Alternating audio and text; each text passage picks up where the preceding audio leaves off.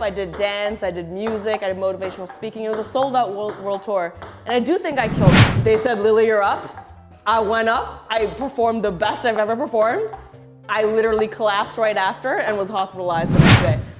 Tell us about a time where you totally killed and the time where you totally bombed. If you want to tell both of those stories. I feel like I'm killing it right now in this game. No doubt. But otherwise, totally killed.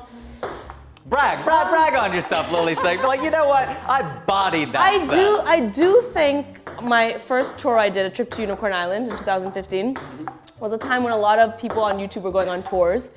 And, you know, they went up on stage and they did Q&As and all that stuff, and that was good and that was fun, and that's what their audience wanted. But I knew my audience was used to sketches and my parents and music and all that other stuff. I had set myself up for them to expect a lot from me. Sure. So that tour I did stand-up, I did dance, I did music, I did motivational speaking. It was a sold-out world tour. And I do think I killed that. You know, for someone having no experience traveling like that. Sure. Having no experience, like I'm not formally on a stage, trained. Really, either. Yeah, I'm not really formally trained in any of that stuff. Right. To go out there and perform the way I did. There's one show in particular that was outside of the tour. It was in India, I vividly remember, it was in Bombay. I think it was like 2017. It was YouTube Fanfest. I was supposed to perform a music set that was 10 minutes. I had a horrible fever. I was so sick, probably the most sick I've ever been in my life. Oh, wow. Right before going on stage, like 104 fever. I was like, and this was before COVID, so it was just a fever, right? Yeah. I remember sweating. They said, Lily, you're up. I went up, I performed the best I've ever performed. I literally collapsed right after and was hospitalized the next day. And I just remember being like, I don't care if I have to put it all out there, but I killed that set. I'm a performer. That's probably what was going through your mind. Yeah.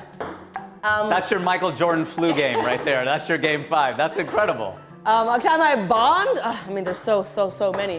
One comes to mind for sure, which was, I usually am pretty good at turning on and off when it comes to my job. Like, so if you yell action on a set, sure. Doesn't matter what's happening in my personal life, I'm pretty good at being like, I'm someone else now, I'm doing something else. Sure. There was this one audition, breaks my heart because it was opposite of Dwayne. So obviously, you know, it means a lot to me. Of course, Dwayne Johnson, you guys are good friends now. Yeah, it was opposite of him.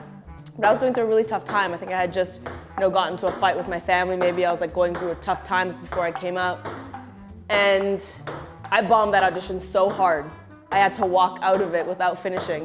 Oh, no way! Because I could not remember the lines. Because in my mind, I was just, could not turn off my personal problems. So I remember feeling like crap after that. It was actually for the role in Jumanji. Oh, wow. The red girl, the girl in the red dress. Yeah. So I've always beat myself up for that, but it's okay. You live and you learn.